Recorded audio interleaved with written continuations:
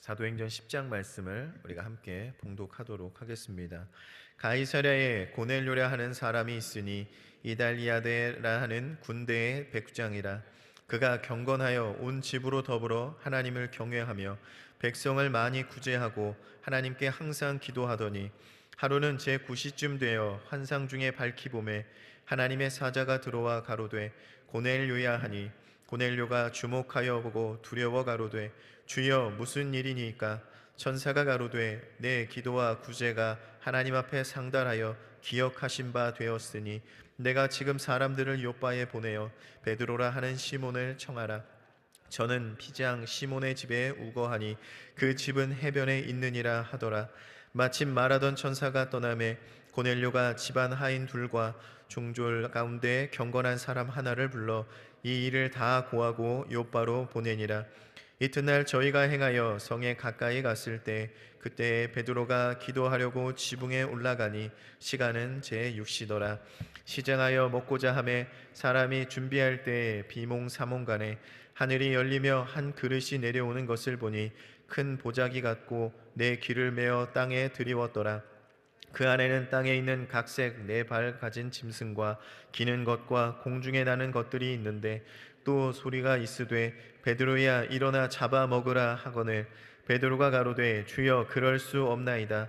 속되고 깨끗이 아니한 물건을 내가 언제든 먹지 아니하였사옵나이다 한데, 또 두 번째 소리가 있으되 하나님께서 깨끗게 하신 것을 내가 속되다 하지 말라 하더라. 이런 일이 3번 있은 후 그 그릇이 곧 하늘로 올리워 가니라. 베드로가 본 바 환상이 무슨 뜻인지 속으로 의심하더니 마침 고넬료에 보낸 사람들이 시몬의 집을 찾아 문 밖에 서서 불러 묻되 베드로라 하는 시몬이 여기 우거하느냐 하거늘, 베드로가 그 환상에 대하여 생각할 때 성령께서 저더러 말씀하시되 두 사람이 너를 찾으니 일어나 내려가 의심치 말고 함께 가라. 내가 저희를 보내었느니라 하시니, 베드로가 내려가 그 사람들을 보고 가로되 내가 곧 너희의 찾는 사람이니 너희가 무슨 일로 왔느냐? 저희가 대답하되 백부장 고넬료는 의인이요 하나님을 경외하는 자라. 유대 온 족속이 칭찬하더니 저가 거룩한 천사의 지시를 받아 너를 그 집으로 청하여 말을 들으려 하느니라 한데, 베드로가 불러들여 유숙하게 하니라. 이튿날 일어나 저희와 함께 갈새 요바 두어 형제도 함께 가니라. 이튿날 가이사랴에 들어가니 고넬료가 일가와 가까운 친구들을 모아 기다리더니 마침 베드로가 들어올 때 고넬료가 맞아 발 앞에 엎드려 절하니, 베드로가 일으켜 가로되 일어서라 나도 사람이라 하고 더불어 말하며 들어가 여러 사람이 모인 것을 보고 이르되 유대인으로서 이방인을 교제하는 것과 가까이 하는 것이 위법인 줄 너희도 알거니와 하나님께서 내게 지시하사 아무도 속되다 하거나 깨끗이 않다 하지 말라 하시기로 부름을 사양치 아니하고 왔노라. 문놀이 무슨 일로 내가 나를 불렀느뇨?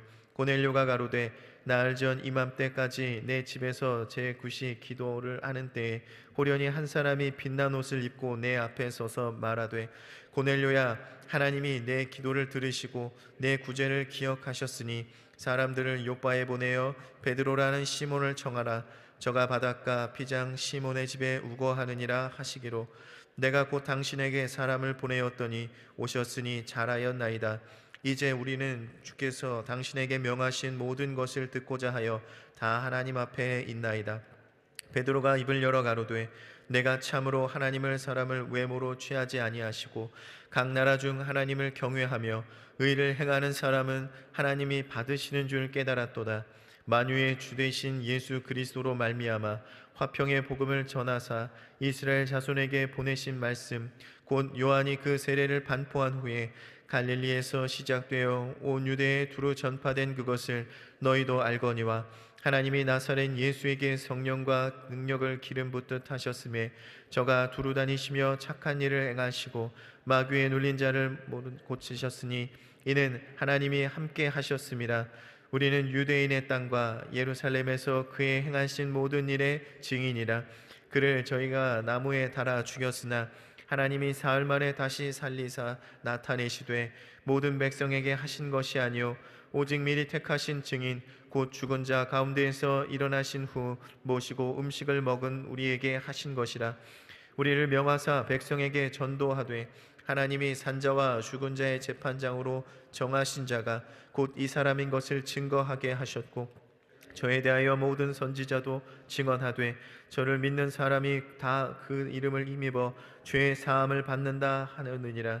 베드로가 이 말을 할 때 성령이 말씀을 듣는 모든 사람에게 내려오시니 베드로와 함께 온 할례 받은 신자들이 이방인들에게도 성령이 부어 주심을 인하여 놀라니 이는 방언을 말하며 하나님의 높임을 들음이로라. 이에 베드로가 가로되 이 사람들이 우리와 같이 성령을 받았으니 누가 능히 물로 세례 줌을 금하리요 하고 명하여 예수 그리스도의 이름으로 세례를 주라 하니라. 저희가 베드로에게 수일 더 유하기를 청하니라. 아멘. 네, 효화행복 함께 보시겠습니다.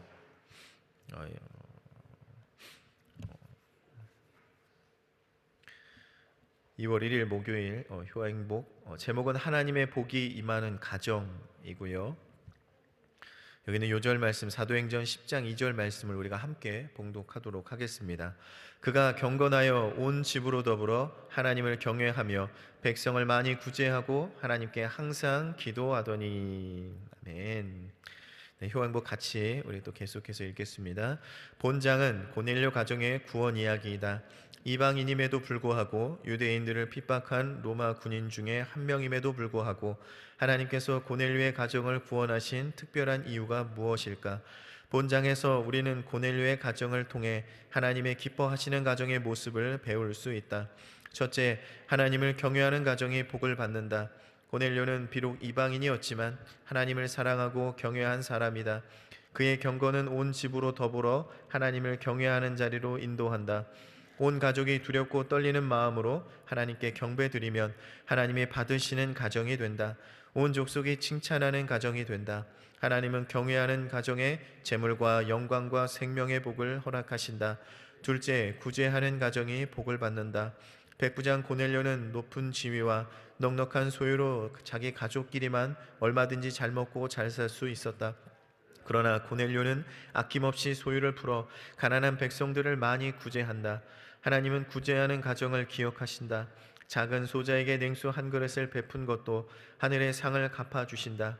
베풀고 나눠주는 가정에 하나님은 후히 되어 누르고 흔들어 넘치도록 채워주신다. 셋째, 기도하는 가정이 복을 받는다. 고넬료는 항상 기도하는 사람이다. 그의 기도를 들으신 하나님은 고넬료가 구하지도 않은 성령을 선물로 주시기 위해 천사와 수제자 베드로까지 동원하신다. 하나님은 구하고 찾고 두드리는 가정에 알지 못하는 크고 비밀스러운 것으로 응답하신다. 믿음의 가정은 복음 전파의 훌륭한 전도 매체가 된다. 우리 모두 하나님을 잘 섬기는 가정을 이루고자 우리 가정에 주신 주님의 복이 우리 이웃에 우리 나라에게까지 흘러넘치게 된다. 아멘. 오늘 말씀은 이방인의 어떤 그 고넬료의 가정에 예수 그리스도의 복음이 또 유대 민족과 사마리아를 넘어서 이제 이방 나라로 확산되어지는 모습을 나타내고 있습니다. 그러면 고넬료의 가정에 어떤 일이 일어났습니까? 먼저 고넬료는요 백부장 즉 군인이었다라고 얘기를 합니다. 그런데 그가 이방인임에도 불구하고 오늘 2절에 이렇게 소개를 합니다. 그가 경건하여 온 집으로 더불어 하나님을 경외하며 백성을 많이 구제하고 하나님께 항상 기도하더니 라고 말씀하고 있습니다. 고넬료는 경건한 사람이래요. 이것이 고넬료만 그런 것이 아니고요, 온 가족이 함께 하나님을 공경하고 하나님을 두려워하였다라고 말씀하고 있습니다. 또 그는 구제하기를 힘썼고요, 항상 기도하기에 힘쓰는 자였다라고 이야기를 합니다.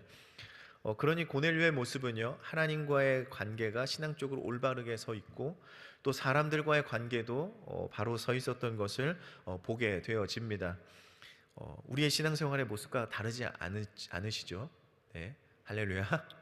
여러분 경건하시고 또 온 집안에 더불어 하나님을 경외하는 가정인 줄 믿습니다. 하나님의 택함을 받은 그 이스라엘 백성들, 그 민족들은 마땅히 그렇게 살아야 되어지지만 이 고넬료는요 이스라엘 백성이 아닌 로마인이고요 이방인이다라고 이야기를 합니다. 할례를 받지 않았고요 또 유대로 개종하지 아니한 그 이방인이 그 온 가족의 하나님을 믿게 하고 또 항상 기도하며 살아가는 것은요 굉장히 그 당시엔 어려운 일인 것입니다. 지금도 어려운 일이죠. 그런 고넬료가 하루는 제 9시에 이제 오후 3시에 기도를 하게 되어지는데, 그가 기도하는 사람이다라고 얘기하고서 제 9시라고 이야기한 걸 보면, 고넬료는 유대인이 아님에도 불구하고 유대인의 관습에 따라서 9시, 정오, 또 3시 이렇게 기도를 하였던 것을 보게 되어집니다.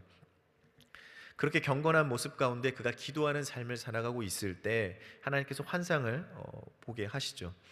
천사를 보내서 이렇게 얘기합니다. 내 기도와 구제가 하나님 앞에 상달되어 기억하신 바 되었으니 내가 지금 사람들을 요바에 보내어 베드로라는 시몬을 청하라. 베드로를 부르라는 거예요. 너의 그 선한 행위가 하나님을 기쁘게 하였으니 이제 베드로 주의 종을 초청하라. 아마 고넬료는 그 당시 상황으로 보았을 때 아마 예배에 정식으로 참여한 적이 없었을 것 같고요. 초대교회 성도들과도 그런 교제를 나누는 것은 아마 어려웠을 것입니다. 그러니 고넬료는 아마 예배를 사모했을 거예요. 또 말씀을 사모하고 있었을 것입니다. 아마 교회 나가서 떳떳하게 예배하는 것이 그 마음 가운데 있었을 것입니다.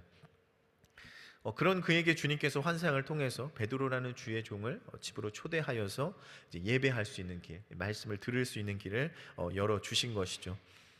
그렇게 고넬료는 요바로 이제 사람을 보내게 되어집니다. 그런데 그가 사람을 보낸 것을 한번 또 자세히 보시면 오늘 7절 8절에 그렇게 얘기합니다. 마침 말하던 천사가 떠나매 고넬료가 집안 하인 둘과 중졸 가운데 경건한 사람 하나를 불러 이 일을 다 고하고 요바로 보내니라. 천사가 가자마자 사람들을 불러요. 근데 하인 둘을 불렀대요. 근데 아까 말씀드린 것처럼 온 가족이 하나님을 경외하는 가정이에요. 그 하인들도 하나님을 경외하는 그 하인들이었을 겁니다. 그리고 누구를 불러요? 자기 부하를 하나 불러요. 군인 한 명을 부른 거죠. 이제 병사를 불렀는데 누구를 불렀냐면 경건한 부하를 불렀대요. 경건한 부하를. 아마 이 경건한 부하는 아마 고넬료를 통해서 아마 믿음을 갖게 되었을 가능성이 높습니다. 그러니까 고넬료의 그 경건함과 그 성품이 결국 그 부하에게까지 영향력을 끼치게 되어서 그가 경건한 삶을 살아가게 되었다라는 것입니다. 또 그 고넬료가요, 이제 그들을 뽑아서 그냥 보낸 게 아니에요.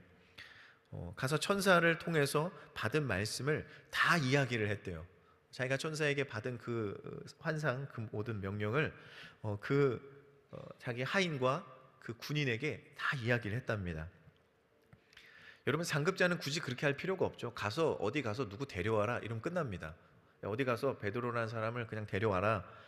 그러면 그 사람들은 또 어떻습니까? 가서 베드로를 그냥 누가 데려오래. 그러면서 그냥 데려가면 되는 거예요. 근데 이 고넬료는 어땠습니까? 고넬료는 권위적이지 않았다라는 거예요. 자신이 천사를 만났던 간증을 한 겁니다. 간증을. 내가 천사를 기도하다 봤는데 천사가 나에게 이렇게 해서 나에게 이렇게 초청하라고 하더라. 그러니까 너희가 가서 좀 데려와라 라고 이야기를 했을 겁니다.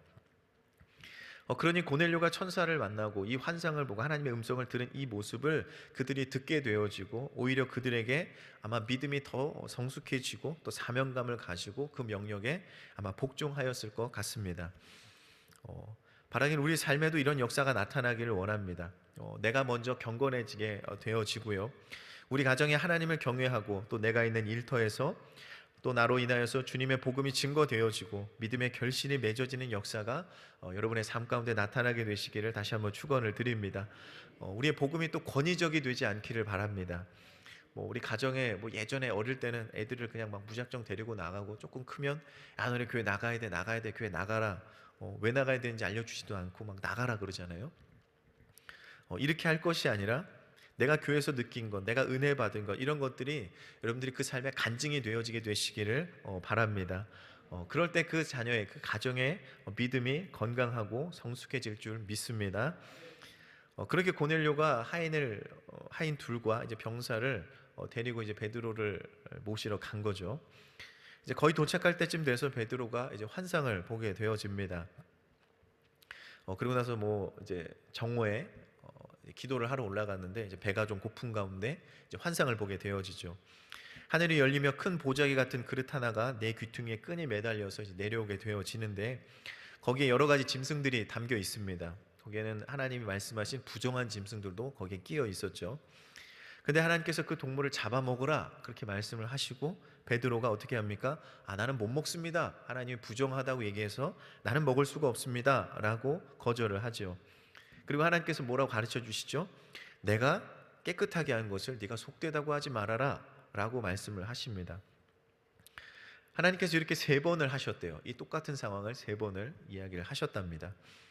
이것을 보면 베드로가 좀 율법주의적인 삶을 살았던 것 같습니다.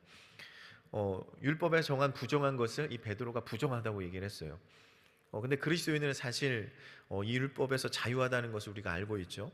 입으로 들어가는 것이 사람을 더럽게 하는 것이 아니라 입에서 나오는 것이 사람을 더럽게 한다. 이런 말씀도 있죠. 부정한 것이 우리를 더럽게 하는 것이 아니라 그 속에 있는 것이 무엇이냐, 나오는 것이 무엇이냐, 여기에 따라서 달라지게 되어집니다. 이렇게 베드로가 율법적인 생각을 갖고 있다는 것을 알려주신 것은 이 베드로가 이방 이 사람들을 어떻게 생각하는지를 우리가 보게 되어지는 거죠. 이방인들이 율법적으로 보면 구원이 없죠. 이방 사람들이기 때문에 우리가 택함 받은 민족만 이제 구원을 받게 되어지는 것입니다. 그래서 주님께서 아무래도 이것을 3번이나 반복을 했지 않습니까? 보면은 결국엔 이 베드로를 좀 가르쳐 주시고 싶으셨던 것 같아요. 이방인들을 부정하다고 생각하지 말아라. 이방인들도 구원을 받을 수 있다라는 말씀을 주시기 위해서 이 똑같은 이 환상을, 똑같은 말씀을 3번이나 주셨다라는 것입니다. 그런데 이 베드로는 그 말씀을 듣고 이 생각에 조금 이제 의심이 들었던 것 같아요. 베드로가 고민을 하고 있었어요. 그때 이제 고넬료의 사람들이 거기에 찾아오게 되어지죠. 이제 아마 하인 둘이 들어간 것 같아요. 하인 둘이 들어가서 이 베드로에게 우리 집으로 오라, 주인이 초청한다라고 하면서 그 있었던 일들을 이제 다 이야기를 하죠. 성령의 음성을 따라서 이제 베드로가 그 집으로 들어가게 되어집니다. 베드로가 고넬료의 집에 갔는데요. 고넬료가 어떻게 하고 있었습니까? 고넬료가요, 일가와 가까운 친구들을 모아 기다리더니 이렇게 기록되어 있습니다.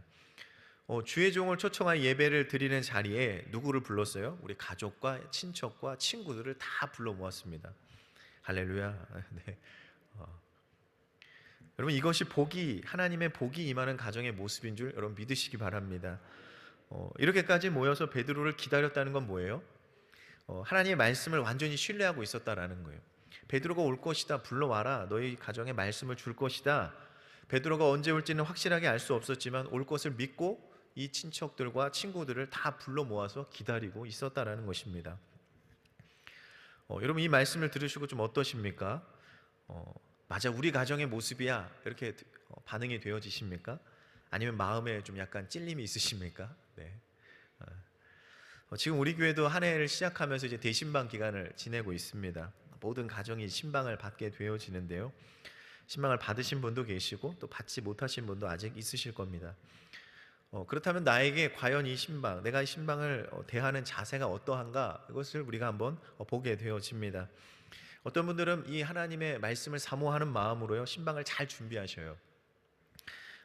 목사님 앉을 자리도 잘 정돈하시고, 막 방석도 막 이렇게 빵빵한 걸로 막 준비해 주시고, 네, 그 하나님께 드릴 감사 헌금도 어떤 분은 막 다리미로 막 다리셔가지고요, 막 칼같이 이렇게 올려놓으시고, 네.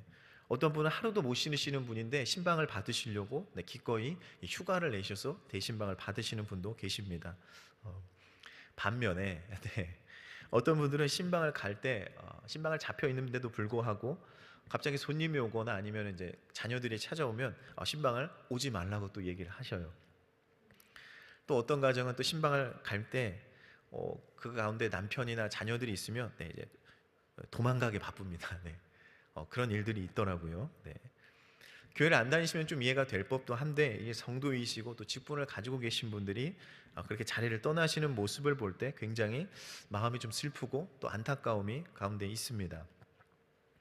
몸이 아프신데도 나가고요, 밖에 엄청 추워도 나가시더라고요. 근데 여러분, 고넬료의 가정이 어떻습니까?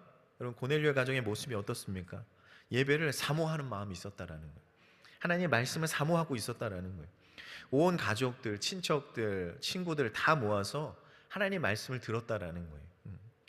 언제 예배가 드려질지 모르지만 이 베드로가 올 것을 기다리면서 그 날이 될 때쯤 돼서부터는 아마 모든 일정을 다 취소하고서 그 가운데 모여 있었을 것입니다.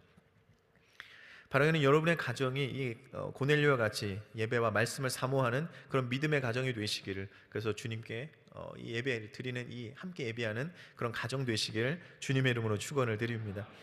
이 가정에 이렇게 예배할 때 어떤 역사가 일어났습니까? 이 말을 할 때 성령이 말씀을 듣는 모든 사람들에게 내려오시니, 아멘. 그 말씀을 받은 자들 위해 성령이 임하였다라고 말씀을 하고 있습니다. 그들에게, 정말 이방인에게 하나님의 성령이 임하였대요. 같이 온 사람들도 그걸 보고 놀랬다라는 거예요. 왜요? 그들이 어떤 역사가 일어났습니까? 방언을 말하게 되어졌대요. 하나님의 성령의 세례와 성령의 충만의 역사가 그 가운데 나타나게 되었다라는 것입니다. 우리가 교회에서 예배한다고 성령이 내려지는 것이 아니고요, 고넬료와 같이 먼저 그 삶에 경건한 삶을 살아가고 또 믿음의 삶을 살아가기 위해서 노력하는 삶을 살아야 된다는 것입니다. 선한 일을 하고 또 기도에 힘쓰는 삶, 그런 삶을 살아갈 때 하나님께서 그 말씀을 듣는 자에게, 사모하는 자에게 성령을 부어주신다라고 말씀하고 있는 것입니다.